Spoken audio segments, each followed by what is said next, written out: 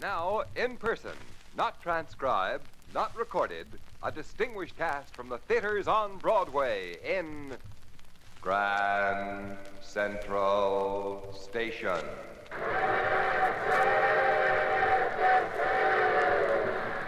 Brought to you from New York by Pillsbury Snow Sheen Cake Flour and Pillsbury Hot Roll Mix.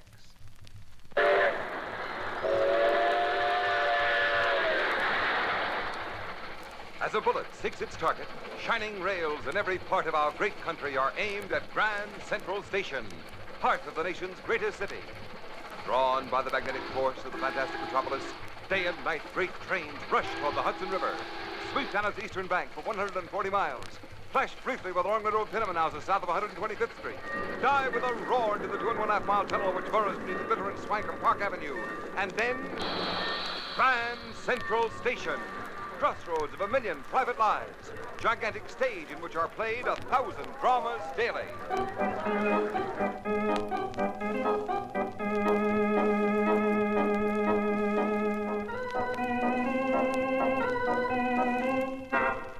Now, the revealing drama of a boy whose one ambition in life was literally to fill his father's shoes. Until one day he discovered that his idol had feet of clay.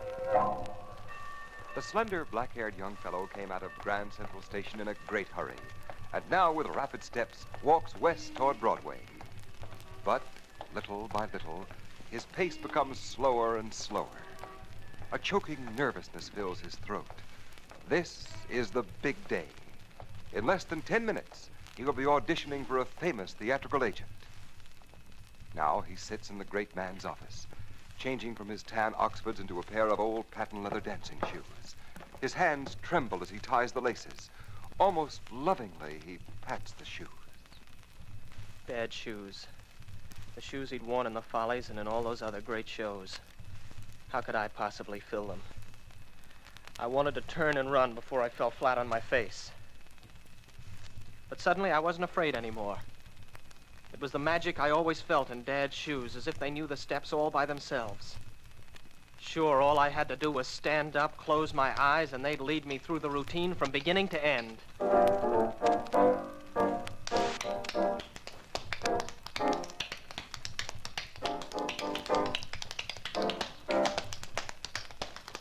All right. Cut it. That's enough. You, what'd you say your name was? Tom Harrison. Why don't you tell the truth? Your name's Morgan.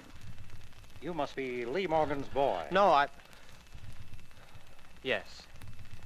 Yes, I am. I handled your father for 12 years. I know that routine like my own name. What's the big idea? Well, look, I didn't mean to fool anybody, Mr. Marson. I just figured if I auditioned for you and I was good, well, you'd say so, and... Yes? And if I was bad, then I'd rather you didn't know my name. My dad. Leroy Morgan. He was tops. Only act I ever knew that could follow Will Rogers. Yeah, that's what everyone says. I was only a kid when he died, but he taught me some of the steps. And I've practiced and practiced. If I could only be half as good as he was, What makes you think you couldn't be better? Oh, you're kidding, Mr. Marson. My dad, he was the tops. Yeah, he was a great dancer. Then you'll handle me? I don't know. I think I'd better have a talk with your mother first. Find out how she feels about it.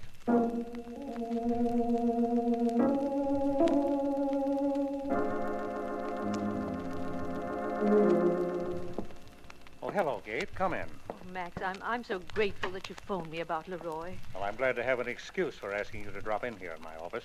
You know, all these years I've thought and wondered what I'd do if this happened, and now I just don't know what to say. Kate, let's face it. This is an unusual situation. Yes. It's not just that your boy imitates his father. He worships his memory. What happens when he finds out that his father was a heel? Well, I don't know. He's bound to if he goes into show business. Leroy Morgan. Great song and dance man. But never so nimble as when he was picking up the dice. Never in such good voice as when he sang sweetly to all those other dames he was always falling in and out of love with. Max, please. Kate, this boy of yours is riding for an awful fall. Why didn't you tell him long ago? Well, how could I? He was such a little thing when it happened. Did you ever hold a child on your knee and try to tell him kids. that his... They look so helpless. But they got big eyes that go through you like a bazooka. I've prayed that he'd never have to know. I've kept hoping he wouldn't be good enough to make Broadway. Not good enough. Why, in 2 years, the kid can be better than the old man ever was. But the way he's headed now, he'll never be any more than a carbon copy. A carbon copy? Yes, a copycat, an imitator. There's a million guys who can drop to one knee and sing Mammy, but there was only one Jolson. He was the... Yes, Miss Nelson, what is it? Arthur Godfrey's on the phone, Mr. Mawson. You wanted to talk to him about young Morgan. Arthur Godfrey, my Max. Yeah. Tell him to hold on a second, Miss Nelson. It's this way, Kate. I figured a good way to get the kid started is to spot him on the talent scouts. But, Max, you said Well, that maybe you... if he gets on the stage and hears the applause, he'll get a feeling of being somebody himself. Build up his own ego, so there'll be something to cushion the shock the day somebody smashes his idol. I hope so, Max. I hope you're right. Put Godfrey on. Oh, hello, Arthur. Sorry I kept you waiting. Yeah, listen. I've got a sensational act for you. Leroy Morgan. No, this is his son. Is he good? Why, he does the old man's turn to a T. Sure, Arthur, I guarantee you that this boy, as far as tap dancing is concerned, is just like his father.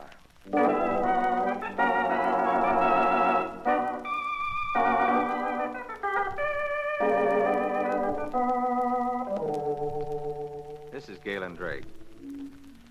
Well, you know, being just as good isn't enough. Most of us want to be better. And that's how the Pillsbury folks felt when they turned out Pillsbury Snowsheen cake flour. They wanted to turn out the best flour possible for making cakes. And they did. Snowsheen is made only from carefully selected wheats that are milled more than twice as fine as ordinary flour. Now, naturally, that's going to make a higher, lighter, fluffier cake. Then, with Ann Pillsbury's quick mix method, you use only one bowl. You don't have to cream shortening and sugar. You don't have to beat eggs separately either. And you'll find all the directions for this quick mix method, as well as 3 swell quick mix recipes, on every blue and white package of Pillsbury Snowsheen cake flour. So if you want to make the best cake that you ever tasted, then make it with Snowsheen. Now let's get back into our story and see how Leroy's career's coming along.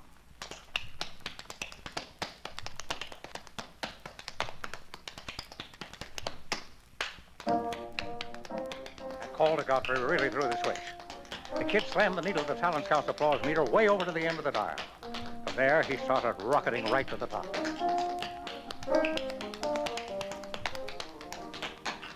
4 weeks at the Oriental Theater in Chicago. And for the last 2, he doubled into the Palmer House. Then I played a hunch. I shot him right after Ciro's in Hollywood. And when that sophisticated movie audience went nuts, I knew he was right. I put a full-page ad in Variety, packed with quotes from the West Coast critics, and that opened up the spot in the new review, Twinkle Toes.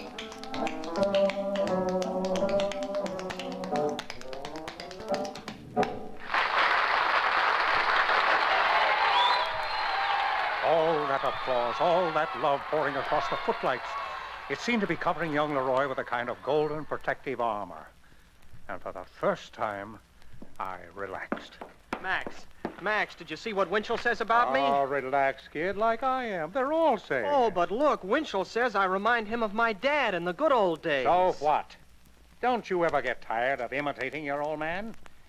Don't you ever want to throw away those old broken-down tap shoes? Oh, but Max, they're what made me a success. Took me right from talent scouts right up to... Sure, but you're a star now. Isn't it about time you tried out some of your own routines? Oh, I know you, Max. You're kidding. Sure, sometimes I start to get a little cocky myself. Then I remember that it's only because I'm lucky enough to be in Dad's shoes that all those nice people are remembering Dad, and that's why they're so kind to me. Leroy, listen. Forget your dad. You didn't like him, did you, Max? Huh? I think I know why. I've been meaning to talk to you about it. You've been seeing a lot of Kate. Oh, why not? Your mother and I were friends long before you were born. Sure, and I hope it stays that way. I mean, I know how she felt about Dad and how they nearly split up toward the end, but... Well, Mother is still true to his memory. You know that. Sure, I know. Thanks, Max. You've been swell about everything. Well, guess I'll go out and grab a bite before curtain time. I've been around quite a while, and nobody's ever accused me of being soft. But all of a sudden, there were tears in my eyes. I wanted to yell the truth after him, but I was soft on his mother, and it was important that he should keep on liking me. But that wasn't the only reason I felt bad. It was because now I saw how wrong I had been.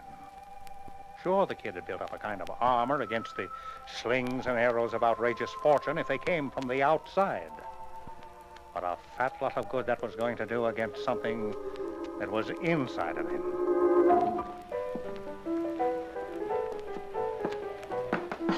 Oh, excuse me. All right, no harm done. No, it's my fault.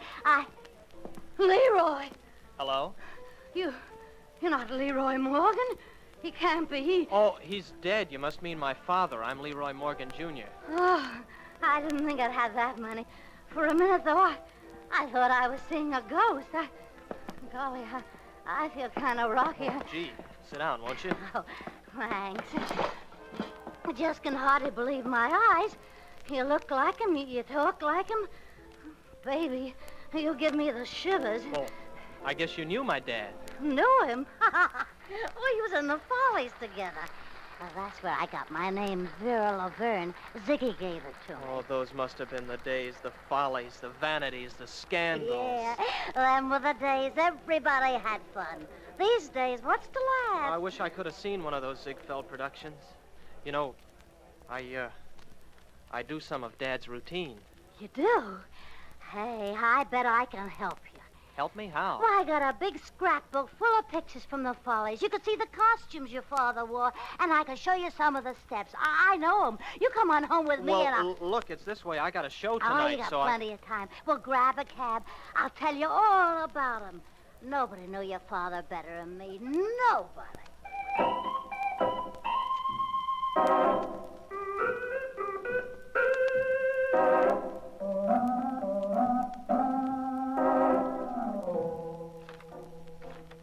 Gosh, you sure have a lot of pictures of Dad. Why, this book is practically full of him. Why not? I love Leroy. You loved him. Everybody did. Oh, I see. He was always so happy, the life of the party. But you want to know something? What? I was the only one that could pick him up when he felt low. The only one. Kitten, he'd say. That's what he called me, Kitten. A kitten, you make me feel young again. Whenever he was down in the dumps, he always headed straight here, right to my apartment. Here? Dad came here? Sure, let me show you something. But I don't Come understand. on. Look. They're suits. Men's suits and shoes. Just the way he left them. From the day he passed on, I've never moved them, except to clean them. Those are Dad's things? Oh, Leroy, your kitten hasn't forgotten you. Never forgot. Wait a minute, what do you mean? But nothing left for poor little Vera. Just memories, ghosts. I live with ghosts. Stop it, Vera. Cut it out. You look like him. You talk like him. One kiss, drive away the ghost. No, take your hands off me. One little kiss. That's not so. Get away from me. You're rotten. This whole thing is rotten. Leroy. I gotta get out. I gotta get out of here.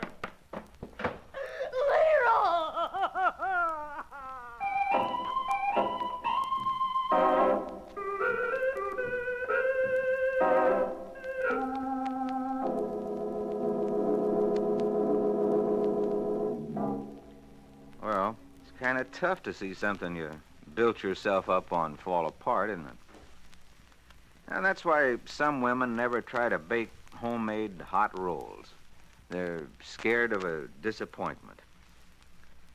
Well, with Pillsbury hot roll mix, it's just 3 minutes from the package to the dough. You don't measure a lot of stuff. You don't sift flour. You don't melt shortening. Just dissolve that package of new dry yeast in warm water, add it to the mix, and stir it up. That's it. And you'll have perfect hot rolls every time. And when they come out of that oven, they'll be all tender and fluffy, snowy white inside with a rich golden brown color outside. When you break one of those open and get a smell of it, if that doesn't whet up your hunger, there's something wrong with you. Everything's in the package except the water.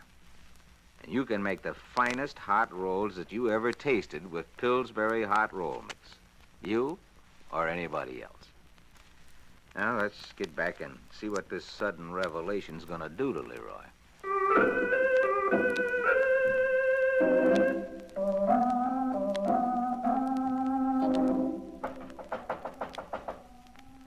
Come in. Well, I'm glad to find you in your dressing room. The stage manager phoned me. You haven't shown up. Aha! I fooled him, Max, old boy. Have a little drink. Why, I didn't know you went for that stuff. I never did before, but it's good. Leroy, for goodness sake, give me that bottle and pull yourself together. You go on in 10 minutes. Can you keep a little secret? Sure, but... I'm not going on. But the whole show is built around you. Won't it be funny, Max? Imagine, big overture, curtain goes up, stage is absolutely empty. The audience waits. And then the stage manager announces that they just haven't seen Leroy Morgan Jr. in the Dance of the Invisible Leprechauns. What's got into you? You know, that's the trouble with you. You got no sense of humor. I bet you my old man would have laughed like anything. Vera Laverne says he was always the life of the party. Vera Laverne. Now, quit talking out of the side of your mouth, Max. You know all about my old man. Maybe. You know, I don't have to worry no more about my magic shoes wearing out. I just found out where he stashed a whole bunch of them. I need another drink. Give me the bottle. Now, wait, Leroy. I'd like to tell you a few things about your father. Oh, sure. Tell me all about him. It helps to find out. I mean, you know what they say, like father, like son. That's where you're wrong, boy. You're not like your father. Huh? Who you trying to kid? Just like him. Spitting image. Yeah? How tall was your father? Oh, about my height, a little bigger maybe, 6 feet. Leroy Morgan was exactly 5 feet 6.5. Oh, you're crazy. He was a big fella. Last time you saw him, you were just a little shaver. He must have looked like a giant to you. All fathers look like giants to their children.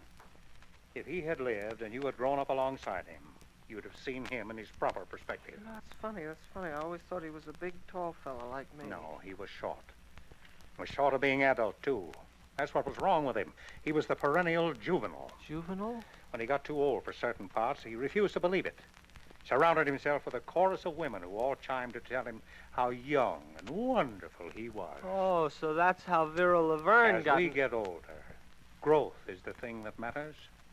We become more mature. We learn more. We're wiser. Well, we should be. And that's exactly where your mother and I have been wrong. Well, what are you talking about? She and I and everybody. We all tried to protect you. Nobody's given you any credit for any strength of your own. And I think you've got it. You can be like your father, or you can keep on growing. 2 minutes to curtain, places. Now, there's the call, Leroy. You better head for the wings. Oh, you're crazy, Max. I can't even feel my feet. You know what they'll say if you don't go on. In 2 minutes, your career will be over.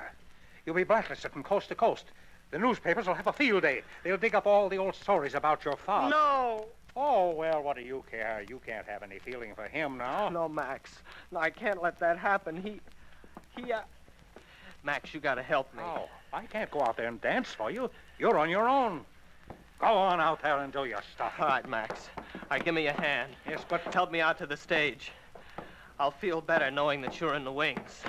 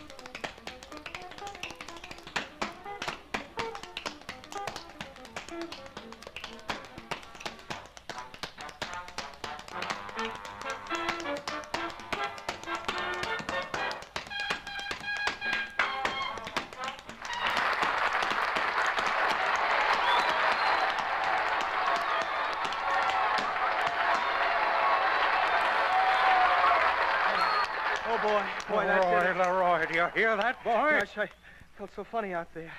And it wasn't the whiskey. Oh, what was it? I don't know, but I've always been tight as a drum for that first number, you know? Scared I'd make a wrong step. Scared I couldn't fill my father's shoes. And tonight, for the first time, I felt comfortable in them. They weren't so tight. They felt good. Your father's shoes felt good, huh? Look down, boy. Look down. My brown shoes, but I... You were so pie-eyed you didn't even realize you hadn't changed them. Don't you see what's happened? All that applause is for you, dancing in your own shoes. My own shoes. Max, I don't know how to thank you. Forget it. No, I'll never forget it. Nor what you said. Growth is the thing that matters. It is. That's why it's the wrong ambition only to want to fill somebody else's shoes. Because sooner or later, if you grow, those shoes are going to be too small for you. Dad's shoes, too small for me. I always thought they had some special kind of magic. Max, about you and Ma. Yeah? What about us? Now, don't you think that the two of you have wasted enough time already? Don't you think it's about time we all grew up? What, you little...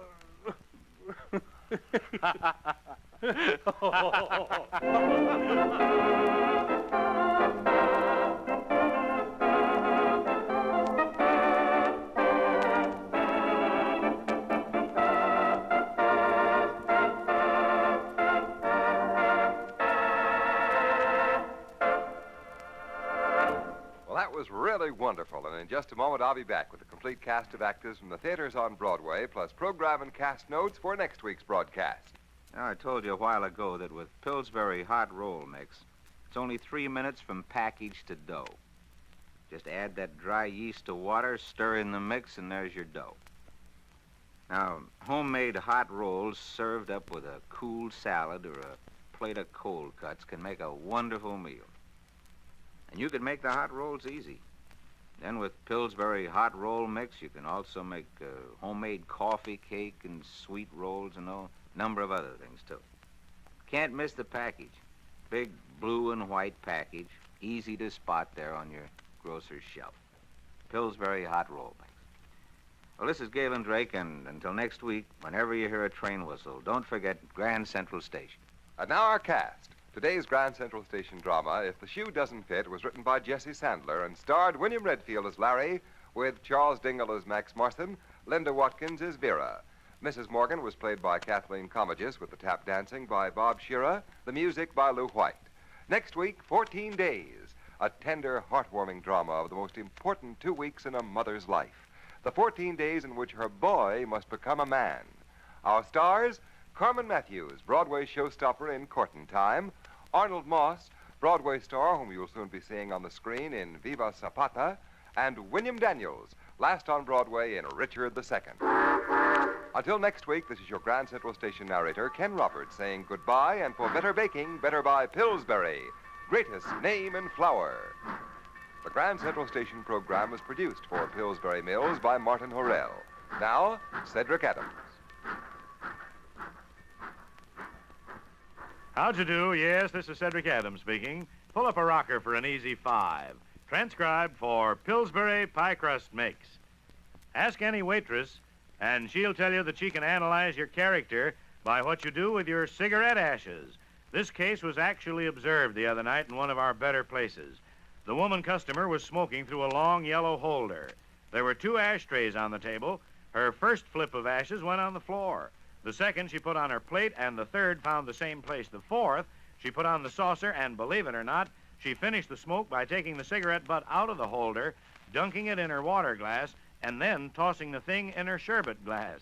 The cigarette that's pressed out on a plate or a saucer is quite a problem, whether it's in a home or a public place. And any carpet expert will explode the theory that ashes are good for the rugs. They're not. Ashes are good for ashtrays, but ashtrays seem to be good for nothing. Well, take a look at your legs tonight in a mirror. Chances are they don't match. Your right leg is usually more developed than your left. Did you ever hear the origin of the term, he's in the limelight now? Well, before electricity, for a spotlight, they used a small cube of white chemical compound into which they shot a powerful gas, which made the lime light, hence the expression. Slice your cucumber with a little bit of the skin left on it, and you remove, of all things, the belch. If it works, it's wonderful. Zipper fasteners, strangely enough, have really been manufactured since way back in 1913. But the principal use for them in those days was on tobacco pouches. It wasn't until 1936 they became an adjunct to the cloak and suit business. Schiaparelli, the dress designer, unveiled a tweed sports suit with its pockets closed by zippers, and bing, the rest is history. The General Motors Research Laboratories have recently issued a bulletin that may make you put your car in the garage at night. Few factors, they say, are more damaging to the finish of an automobile than dew that's evaporated by sunshine. It's the rising sun hitting the dew-covered car that does the damage to the finish. For some unexplained reason, rainwater has nowhere near the ill effect on cars that dew has. And thawing frost, by the way, is just as bad as the evaporating dew. I guess it looks like it's into the garage from now on, then. Each of those automatic phonographs you see in taverns has to take in a minimum of $9 a week to make the jukebox worthwhile to the operator himself. You know, it's kind of fun to see that sunbeam smile come onto a man's face as he gets the first taste of really good homemade pie. The kind with a crust that just melts in your mouth. You know, the kind you make every time when you use chill-blended Pillsbury pie crust mix. Only Pillsbury makes the chill-blended kind, and it's the chill-blended kind that makes the wonderful difference in flakiness. You know how chilling adds tenderness and flakiness to your pie crust. Well, Pillsbury does that chilling for you. They worked out a special process for blending the flour and the shortening at low temperatures. And that chill-blended process cuts in the shortening more perfectly than is usually done at home. And you can easily test how cookbook perfect the shortening is cut in. Rub a pinch of Pillsbury pie crust mix in the palm of your hand. You'll feel the fine way that the shortening particles stay separate and evenly distributed. Then to make your pie, you just add water to the mix, blend, and roll out your dough. When you put the pie in the oven and the heat hits those tiny particles of shortening, they puff, bubble, and turn into the kind of crust every cook is proud to bake. A crust tender as a love song and flaky through and through. So get some of that chill-blended Pillsbury pie crust mix today, will you? Get several packages. We Americans undergo about 8 million surgical operations a year, with nearly 1/3 of them being tonsillectomies. Here's a little hint for de-fleeing your pooch. Try this. Sprinkle a half a package of dry snuff over the dog's back and then brush it thoroughly into the hide. The fleas, they tell me, drop off immediately. Try your family on this stickler. Can you give the last name of your grandmother before she was married? Well, I guess that should keep you busy over the weekend, and it winds up our 25 and 5 for Pillsbury, the greatest name in mixes. This is Cedric Adams speaking. Stay tuned now for Stars Over Hollywood, which follows immediately over most of these stations. This is the CBS Radio Network.